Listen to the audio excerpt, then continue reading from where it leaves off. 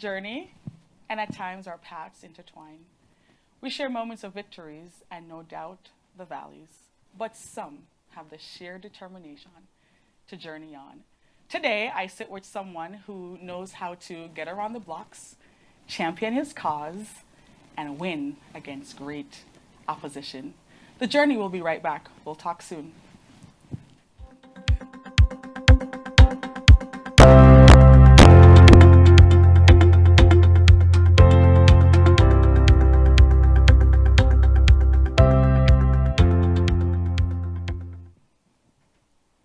Welcome back to The Journey, everyone. I am super excited today. I have the distinct privilege and honor to sit with someone who has cracked the glass ceiling, made history, and is affecting positive change in his community.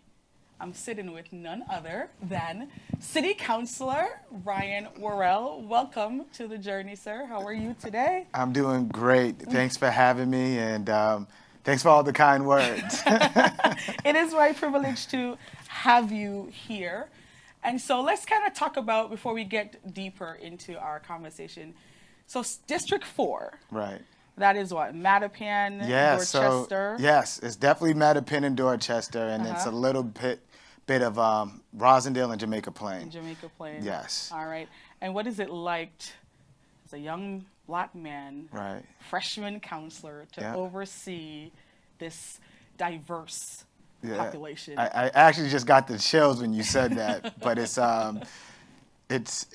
such a great feeling. It's a humbling experience, but it's an honor to be able to serve the community I was born and raised in, and fight for those issues that I grew up in, and the things we talked about in the barbershop, growing up in home. I like that. It's the things that we lived.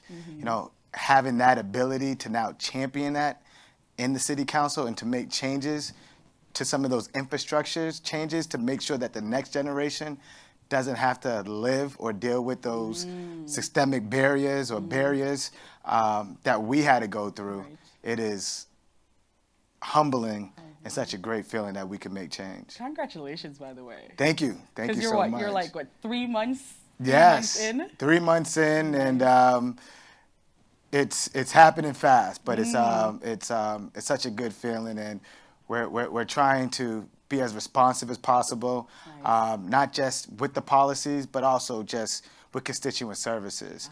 I want to be accessible as well, right? I like how you personalize that. Yes, I want to be accessible. So I pick up the phone, make phone calls, go out and meet our residents, do neighborhood walks, and show up to the meetings. One of the things that a colleague of mine told me when you were campaigning, and she knew I was talking to you today, so she's like, let him know this. And one of the things she said to me as you said that was that when you were campaigning, you were walking up and down her street with your team, of course. But one thing that stood out to her was the fact that you listened to the neighbors. You listened. What is that like on the journey to just listen? So for me, I've always, felt that that's where you come up with your best ideas.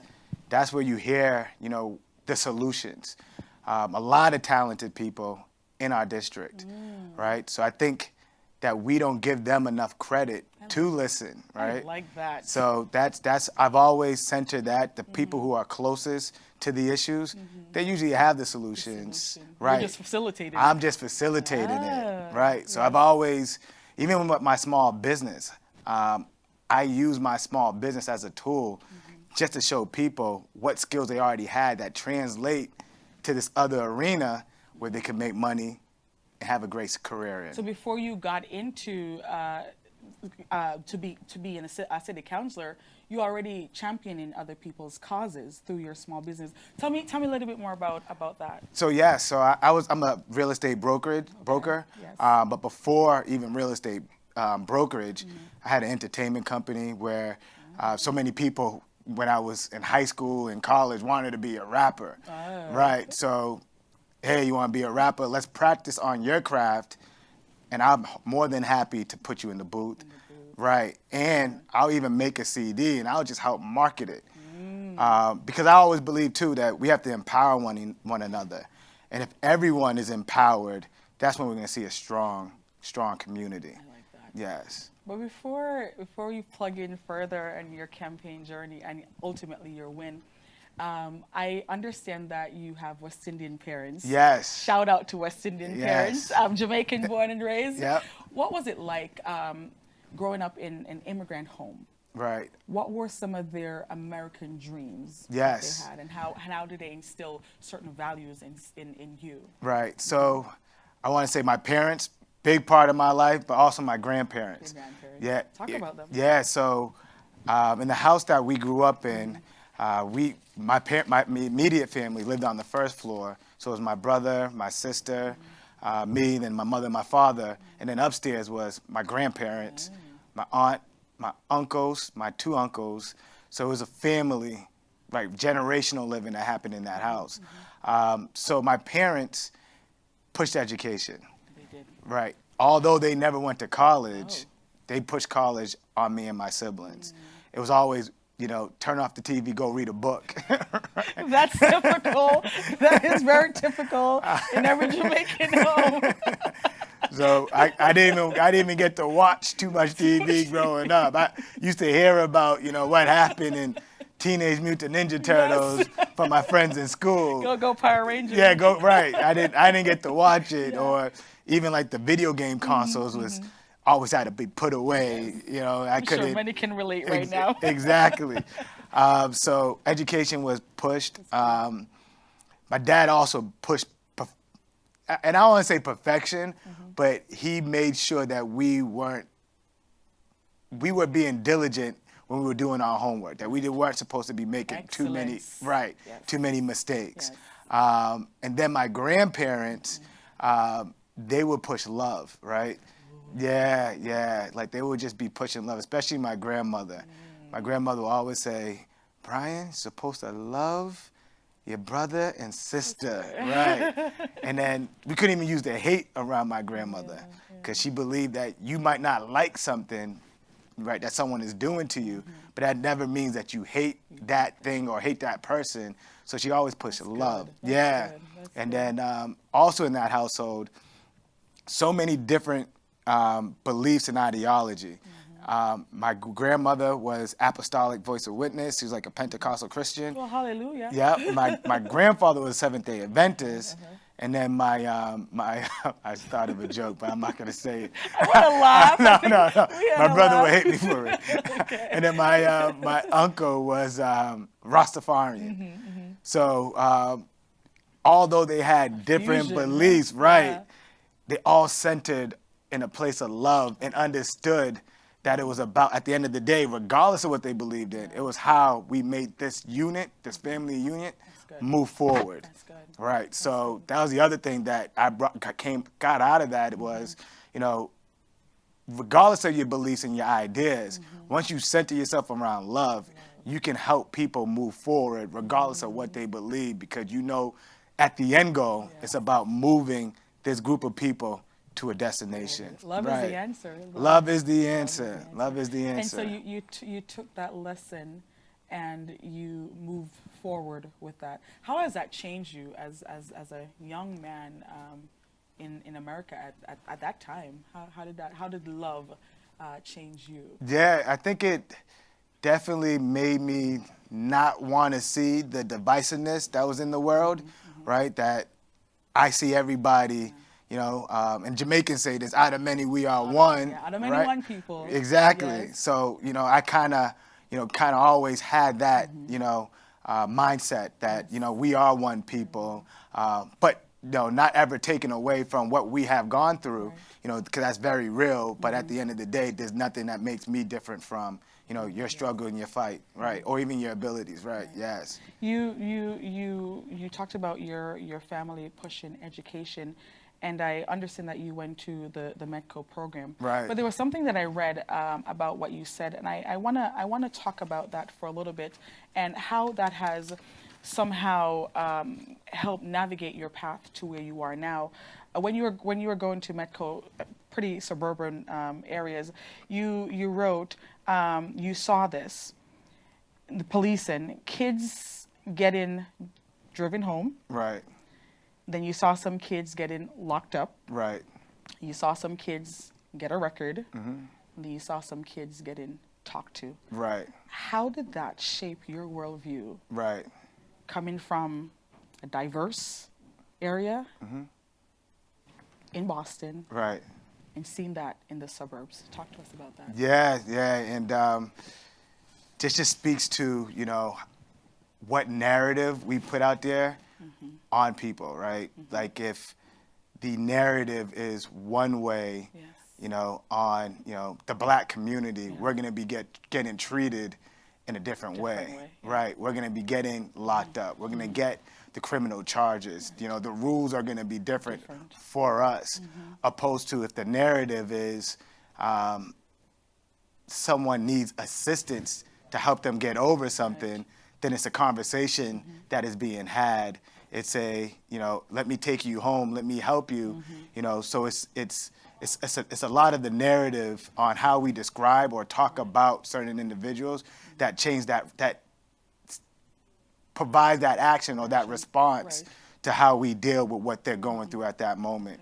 And right then and there, you know, you see, you know, how you describe something and how that affects how other people treat or respond to what's going on.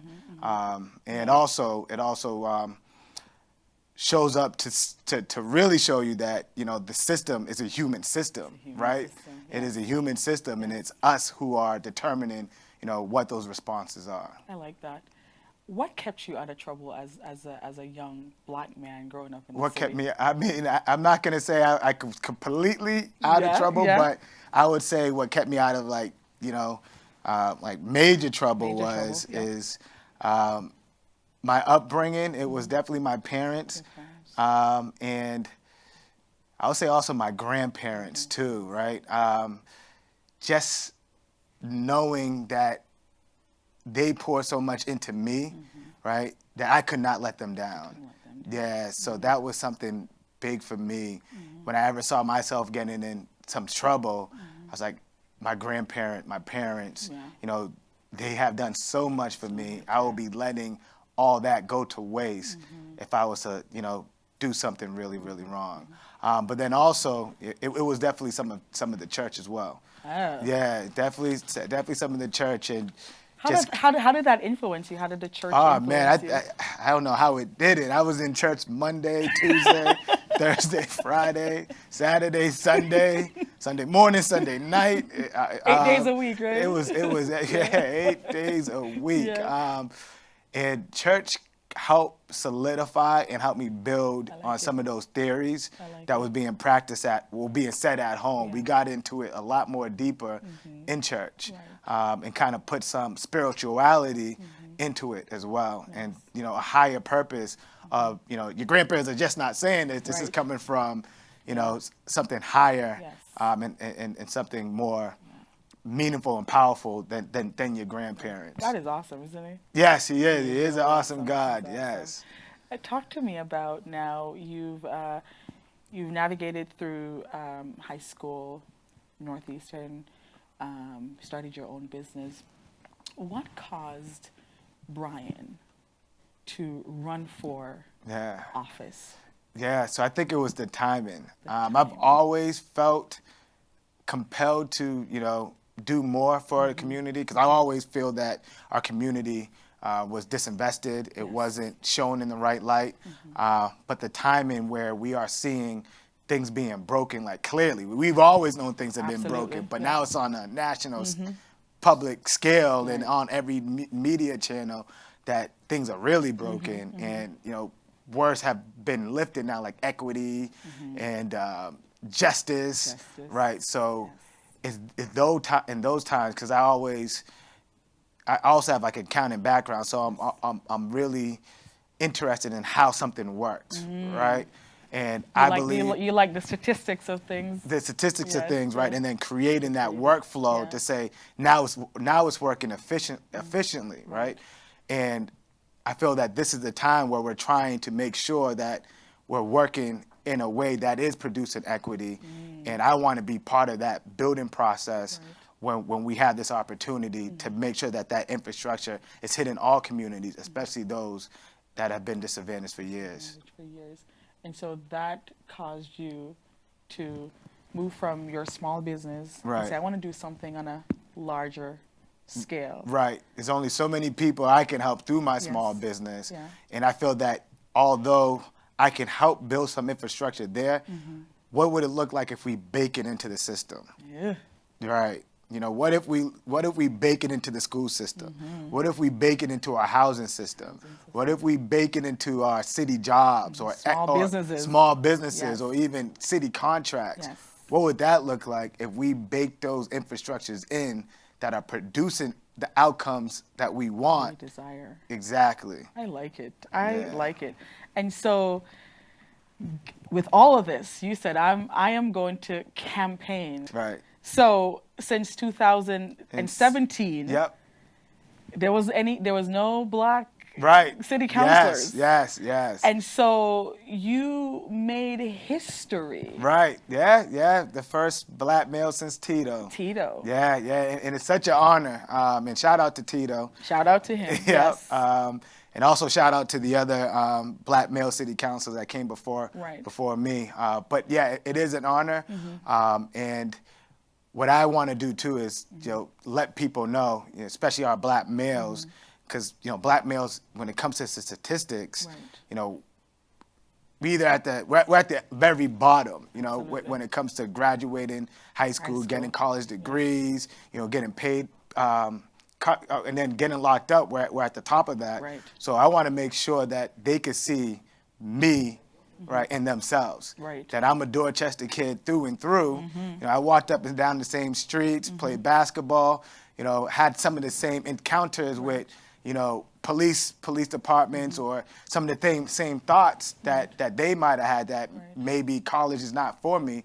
But, through being consistent, through having conversations with, youth counselors, church leaders, having them pour back into me, I'm here and able to help pull others up. So I want them to definitely see that in me. So it's an honor. Yeah. It's definitely an honor. That's awesome.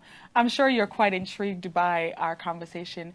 And when we come back, we're going to plug a little bit further into some of the challenges that Brian had to go through to campaigning for this great cause. We'll be right back.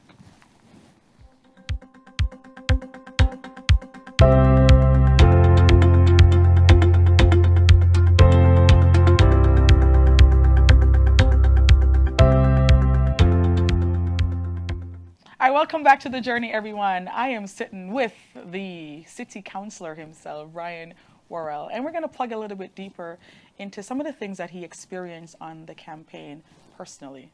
What was your mindset going into that? Did you ever think that you would win at all? Yeah, so some days are tougher than others. But yeah, I went in with the mindset to win, right? Nice. Yeah, I did go into a mindset to win. Even though you were up against a strong opponent. Yes. I always like a challenge. You like a challenge. Yeah. Yes. I think it gets the competitive juices going, right? And especially when people are telling you that you have a strong opponent, it's like, what do you think that's not strong about me? So it's like it gives you that all right, let me. Fuels you, huh? Right, it does fuel me. Yes. Right, it does fuel me. Maybe that's the underdog in me sometimes. But I love underdogs. Yeah. So it's that. All right, let me show them what I can do. Right. So I went into the mindset to win, and when people were telling me a strong opponent, some days were worse than others. What were some of the worst days like? Some of the worst days was. When you're not used to having your name in a newspaper or on Twitter as much as it was during that campaign, you have a lot of people just chiming in. So and I say protecting your focus, right? Knowing that noise has nothing to do with what you're trying to set out to accomplish. It's not about, Twitter or tweets or newspaper articles. It's about moving this district forward. Right. So protecting that focus, it's easier said than done. What were some of the things that you did to protect your focus? Man, stop going on the internet, stop watching Twitter, dive deeper into the work, have more conversations with the people from the district. Which you did. Right, Which right, because I think that is where you'll know how you're resonating, right? If the people at the doors are saying something, saying the same thing as the people on the Twitter, then you have a problem. Right. Right. But if it's completely different, that's where I found like, all right, this is just noise. The people in this community, the message is resonating. I'm listening. I'm on the right track. Right. What did you campaign on? What was your foundation? Yeah, so it was economics, right? And what I've done since then is introduced the Black and Brown Economic Empowerment Agenda, where we're going to be focusing on equity in city contracting, housing, workforce development, and education. Nice. And that won over the people for sure. Because I mean, I heard I've been talking to so many people about what you've done. But when you were in the Valley, how did you overcome when you talked about some of your worst moments? How did you overcome those moments? It was a lot of family too. A lot of family. Yeah, my mom is my mom, my dad, my brother, Chelsea Jones, my girlfriend. They all. My sister, my sister's my brother-in-law. It was a family. It was definitely a family coming together and just offering words of encouragement, saying, hey, let's go. It was definitely that. And then it was also just me knowing that me being dead set in my mind that I want to help. I want to help people, like regardless of whatever's happening now. Because what we also did was not just run a campaign. We were doing initiatives that help people. Like so, we set up COVID vaccination sites. Nice. Right. We gave out turkeys. Nice. We gave out food. So we were actually during that time meeting the needs of the people, because a lot of people in the community have a distrust of government. Right. So they're like, all right, here goes another person just telling us something again. You show them. We show them. And that's what we want to continue to do, is continue to show them that we will show up for you. And it won't just be with words, but it will be with things that you can actually hold, touch, Tangible. feel. Yes, right. tangible. So that's what kept me going too. It's like, regardless of this race, people still need help. They need help. Right. How important is a team, a family, a system that supports you when you're going through some of the worst times of your life? Yeah. How important is that on the journey? Oh man, it is probably one of the most important things for sure, because it is those times, because it's gonna happen. Right. It's gonna creep in your mind that what you're doing is not gonna lead to your final outcome. Right. So sometimes you need that other person that believes in you, right, to say, hey, I believe in you.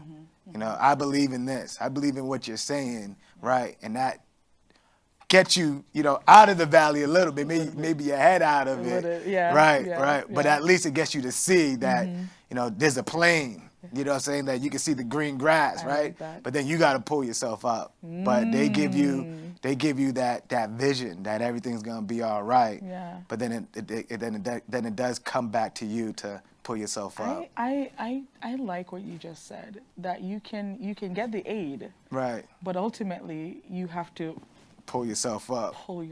And that takes a lot of strength and courage. Right. To do so.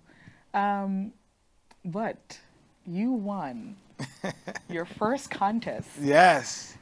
Over 61% right. of the vote went to so grateful. Brian Worrell. Oh man, I couldn't believe it. What was the feeling like when you heard your name? Yeah. That you won. Yeah, man, you about to make me cry, man. Cry away. There's tissues. Oh, It makes man, me want to cry. Yeah, no, I was just overwhelmed with joy that I just sat in the 61%. I just sat in the car. And I couldn't even. It was so. It wasn't close. Yeah. It was just so. It's just so rewarding, and knowing that the people just the message that I put out there is what they went with, and it's like, okay, I was really listening, you know, and it was really community driven, right, and it was really me just, you know, focusing on them that won this race. So it kind of had me double even more down on the power of the people, but it was just. Yeah, it was a moment. Take it in, take it in again. Yeah, it was a. You're still I brought my fresh. back. Yeah, you brought me there for a second, and it was just like I couldn't. I just had to just sit back It's and quite just euphoric, huh? yeah, just kind of just look at what we were doing, right, to get to that 61%, and it's like this is how you win the votes of people. You know, that's what you have to do. You have to get out there, listen, and then show them, right, the results and the tangible stuff, right? But it was yeah, I can't even describe the feeling because it was just something I never felt before. It was just speechless. I think I sat in the car and just parked it and yeah, just thank God for this opportunity, and thanked everyone, you know, that was around me, and all my supporters. Just thank you. Just told them thank you. Yeah, it's one of these moments that you just. I did it. Yeah, and it's like. I can see you well enough. Yeah, no, I did well up. And it's such a humbling experience too, because people have put their faith and confidence in you to lead, you know, with them, you know, in these efforts to help move a community, you know, forward. So I'm just honored, just really honored. A hearty congratulations again. Thank you. That is incredible. And one of the things I still do hear from individuals who live in the district is that they still see you from time to time. Right. See, you haven't disappeared. I couldn't. I told them to be here. I told them to be accessible. I told them to show up. Yeah. So it wouldn't feel right if I disappeared. Yeah, and for me, it's also to your point about black boys is, you know, the more that they can see, you know, and get exposure, you know, to black men in suits or that say that they're city councilors, the more that they can see that in themselves. And then also to the community. It's like, all right, you know, he's out here, and then, you know, that's another thing that my parents have showed me is that you have to lead by example, right? So if I'm out here, you know, that might encourage someone else to step out and start advocating for their street, for their neighborhood, and that's what we need more of. And why don't you in this moment talk to some of our young black men, talk to their parents, young black women as well, who feel like the only way out might be sports, and we're not belittling anyone's passion or pursuit. But most of the times, our African American boys, that's all they gravitate toward is sports, music. What can you say to them right now that can maybe alter their mindset a little bit? Talk to them. Talk to their parents. Right now. And I would say that I too wanted to play in sports. You know. But we're not belittling that. I wanted to be an athlete, and you know, whether it was be like Michael Jordan, Kobe Bryant, Allen Iverson, like those are things that I worked on as well. But what I would say to those black boys and girls is there's something deeper, or there's something different when you're helping change how the future generation is going to be here in this world. Like, we have the ability to, as an elected official, change generations to come. We have the ability to do as many great things in other areas of careers and different expertise that basketball or rapping is not the only prominent or glorifying or thing that we should be glorifying as a community. But there's so many other industries and careers where your impact could last lifetimes and generations. And what it will be doing is setting up future generations and moving not yourself along, but the black and brown people across the country along. Because sometimes the things that we do here in Boston, or when you're coming up with innovative ideas on how to do things, it gets picked up in different cities and towns.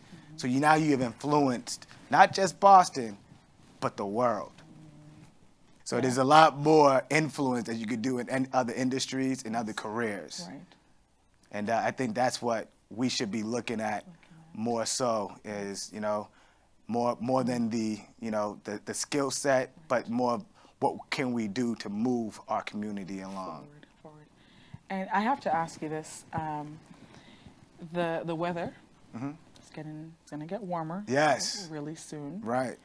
And within the district that you serve, we hear a lot of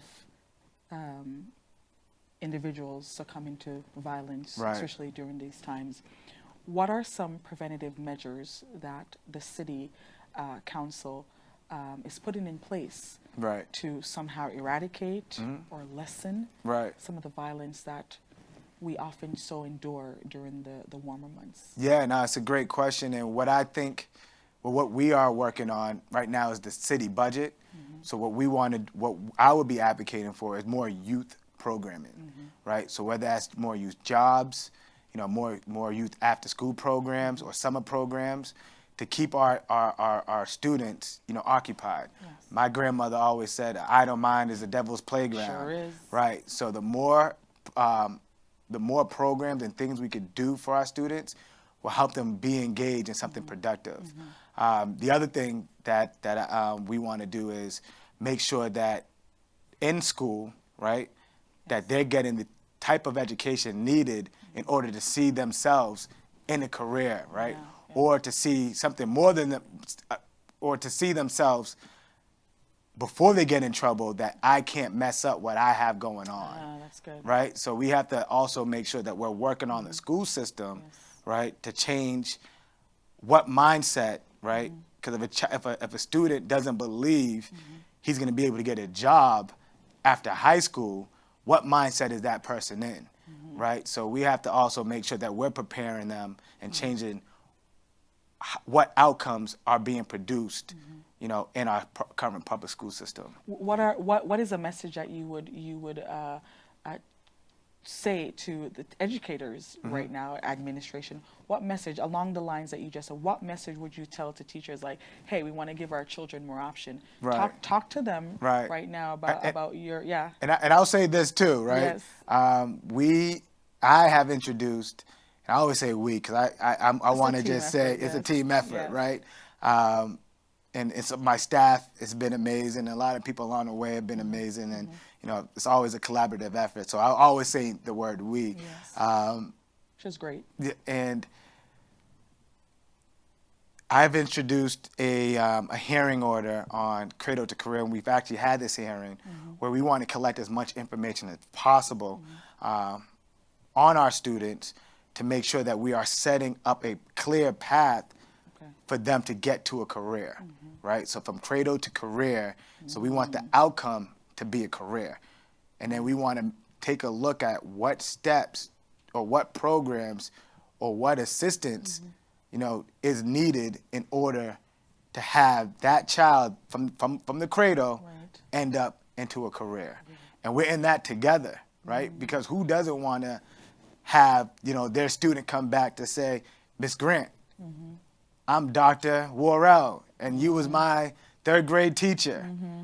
And in Boston, we have so many universities, so many hospitals, so many great sports teams that, there's so many big companies here.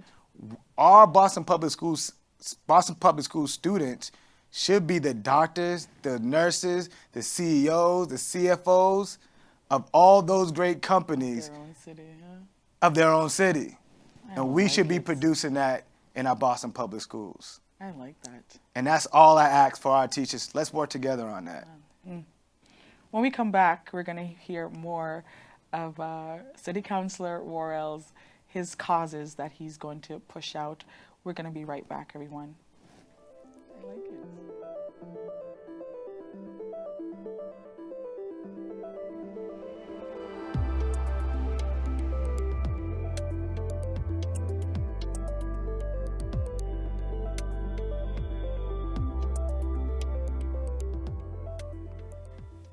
Welcome back to The Journey, everyone. I am sitting with the freshman counselor who's doing an extraordinary job in our city thus far. And we're going to continue talking about some of his mantras that he has. Welcome back to The Journey, sir. Yes. All right. So I know when we went for break, you were talking about some of the causes that you are championing. Anything else that you have left planned for the city? I'm sure, I know there must be a list. Yeah, what are some of the initiatives that you're pushing out Yeah, now? I'm going to give you, so we held 2 hearings on cradle to career and equity in city contracting. And then after the equity in city contracting, the mayor introduced a home rule petition to reform who we give contracts to. So the reform is saying that we no longer, or asking, the state legislator to say, we don't have to give it to the lowest bidder. Because sometimes we see black and brown businesses can't be the lowest bidder. So that's going to give us more room to be more equitable in the city contracting process. We have the cradle to career hearing that we held that we're going to have more discussions on, because we want to actually implement this data collection system here in the city of Boston to make sure that we're producing the outcomes that we want, which is, have our students fill those great jobs in the city of Boston. And then we're having a hearing on barriers to businesses here in the city of Boston. To start a barbershop here in the city of Boston, you need to do 82 steps. 82 steps, and I believe it costs $945 in permanent fees, right? So we want to take a look at that to see how is that impacting black and brown residents to start up their own businesses, right? And then there's also a clean hands, which means that if you owe the city any fees or fines, you will be prohibited from obtaining a permit or licenses here in the city of Boston. So we want to take a look at that as well. And maybe maybe it shouldn't be $100 or $200 in fees that prohibits you from opening up a business, right? So we want to take a look at that. Some of the disparities, huh? The other idea that I just submitted is asking to use ARPA dollars to create a new voucher program where we can help families in the city of Boston subsidize their mortgage. So sort of like Section 8, but imagine so many more people, that have a Section 8 voucher, but also the people with 60% AMI, 70% AMI, and maybe even 80% AMI, giving them the relief, right, to buy a house here in Boston. And what that also does is incentivize, because sometimes what we see is most people move out. Right, move out of Boston, Yes. right. But then also what we see is people on Section 8, the reason why they're not taking that job or getting that pay raise or doing overtime is because there's no more relief once they're making too much money. But if we're making sure that there's relief when you start making more money, maybe they'll, we'll jump into this new voucher program, and then we can help someone else on that. I believe it's like 5,000, 6,000 wait list, and give them that Section 8 voucher, right? So we want to make sure that we're layering the relief, that there's relief throughout, throughout your rise, right? We want to make sure you went to work, huh? I came here to work. You came to work. I came here. Look at all that initiative already. I'm like, whoa. go. Yeah, They're and that's great. we got 2 years to do Yes. this, and I told the people that it's about the infrastructure, right? Yes. And what I was serious that the urgency is now because laws and rules are happening fast, and if Right. we're not building that infrastructure as it's happening, we're going to be talking about black people are still worth $8 and white people are worth $247,500. Yes. Wow. We're going to continue to talk about 1 in 4 black Boston students can't read at their grade level if we're not working on that infrastructure now, yeah, right? yeah. There's a real urgency to these there things is. because so many individuals have been left behind because of the lack of infrastructure that did not have equity in it. So we got to make sure that during this rebuilding process, Yes. we're putting in the infrastructure that we want to see. For those who voted, your vote is working. Your vote is working. Let's get personal. What are some of your mantras? What are some of the things that you live by? Yeah, I mentioned love conquers all. Love conquers all. Yes. Faith without works is dead. Ooh. Hallelujah. Hallelujah. Right. Consistency is key. Consistency. I like that. Yeah. Protect your focus. Protect your focus. In my pastor Herschel Langham, God rest his soul, Yes. and this is also like a Chinese proverb. He had a building fund, right? And he said countless amount of times, I might not be the one who fills up the church. That might not be my job. God might not have put me here to fill it up. God put me here to build it. I like that. Right. So knowing, right, knowing, your role, right, knowing your role in this whole, grand scheme of things, right, is very important. That I don't always have to be front and center, right? I don't always have to be, the person taking the bow or the credit. Like that might not be my role today, right? There's somebody else's role who's going to take that role that's going to fill up the church. So that stays with me, that you got to just know how to play your position with the mission the same. That's good. And then the other one that I love is the journey of 1,000,000 miles starts with a single step. Single steps, yes. Right. So we're going to get there, but we just got to make sure that Keep we moving. keep moving Keep forward. walking, yes. Right. Yes, it's one of my personal favorites as well. What legacy do you want to leave behind? Wow. Yeah, man. I'm 3 months in. You're working. You're doing incredible.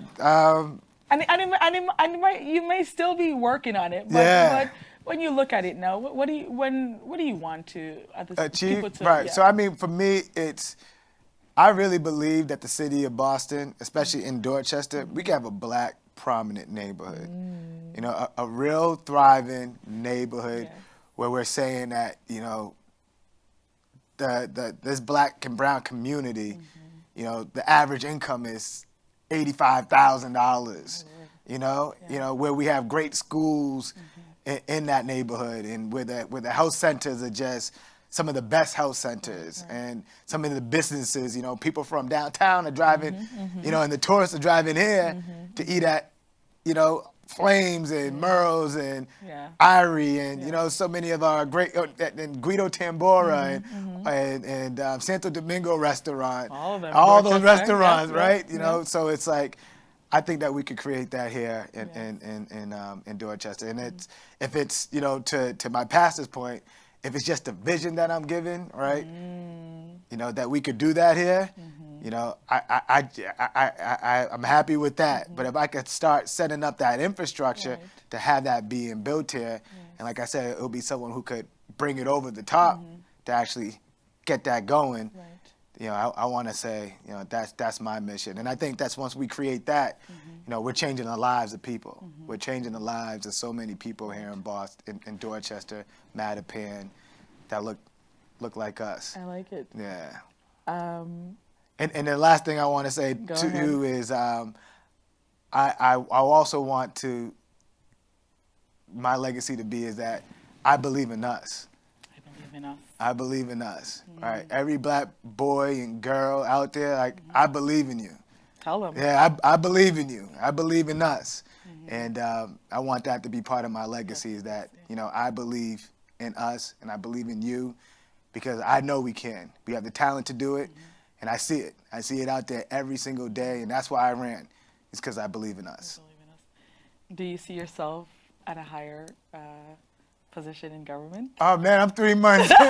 I'm 3 months in. I'm challenging. I believe in you. I mean, it's all about the people, you know. Yeah. But for me, it's focusing on, you know, what's Mayor. in front of me Governor. right now. I mean, I'm trying to, President. you know, I gave you like 4 or 5 things in 3 months that I'm trying to get across the finish line. Yeah. So I want to make sure that I'm focused on that. Yes. Because at the end of the day, it's not about me. And I feel like if the people do want me to take the next step, they'll let me know.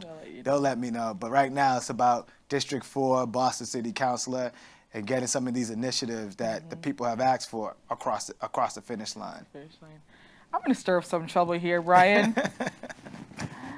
So when we first started, you told me that your dad's Bayesian, Right. mommy's Jamaican. Yeah. Which food is better? Which food is better? Oh, man. You know what? Man, this is tough. But I'm going to say Trinidadian. Good one. I want you to go home. I would hear it. I would really hear it. That's the competition that has been lasted for as long as I can remember. Which island, who have better beaches, you know, it is a competition, but it's a fun one though. It's a fun one. Yeah. I'll tell you what it is. Just ask me after this. I'll say Jamaicans have better beef patties though. We have better everything. But again, when this is all said and done, Brian, and you look over, I mean, like you said, you're 3 months in. What are some of the changes you have seen so far? Right. When you look over your tenure so far, Yeah. what are some of the changes that you've seen? So I see a lot more, and I don't know if this is a change, but what I see is, you know, a lot more black men, you know, want to get more involved. Yeah, I think that is awesome. That is awesome. And you know, them just picking my brain on thinking about running, like that is taking dope. dominion. Yeah, but it's like you know, it's like Yeah. now we're talking about more black men wanting to be more civically engaged. Yes. You know, that's what I'm talking about. You know, and if those black men are from Dorchester and Mattapan and you know never once was thinking about politics, you know what influence are they going to have on their circle on being more civically engaged? And how do you feel, as we wrap this up, how do you feel that you probably was a result of them wanting to do that? And I always gotta go back to my ancestors, you know. So it's them, you know. It's all those other leaders that came before me that inspired me to take this step. Yes. So it's all them, you know. And I always point them to, you know, the people who are up and coming, who's picking my brain. Yes. Listen to this, you know. Listen to Martin Luther King. You know, read the miseducation of a Negro. You know, listen to some Malcolm X. You know, listen to some W.E.B. Du Bois. Yes. Listen to some James Baldwin. Yes. You know, read how capitalism undeveloped Black America. You know, dive into it. You know, because all these leaders before me, you know, that's where I draw my inspiration from. Any final words for your district? We're gonna do this. We are gonna do this. We're gonna make a difference here in Dorchester, in District 4, but I need your help. You know, not one person can do anything by themselves. So I need you to reach out to me, let me know where and how you'd be willing to help or what interests you're most passionate about, and we're looking to work with you, be supportive of any initiatives that you have going on, and let's all work together to push District 4 forward. Thank you so much for being here. Yes, thank you. I was deeply honored to have you. Oh, it's an honor of mine. My first TV Your show. The journey. Yes, the journey. Yes, thank you so much. Thank you. And now to our inspirational piece. Martin Luther King said, "Make a career of humanity. Commit yourself to the noble struggle for equal rights. You will make a better person of yourself and a greater nation to your country and a finer world to live in. Say this with me. My ultimate measure as a person is not where I stand in the moment of comfort and convenience, but where I stand in times of challenge and controversy. Thank you, MLK, for those words. The journey continues. We'll talk soon. Bye now.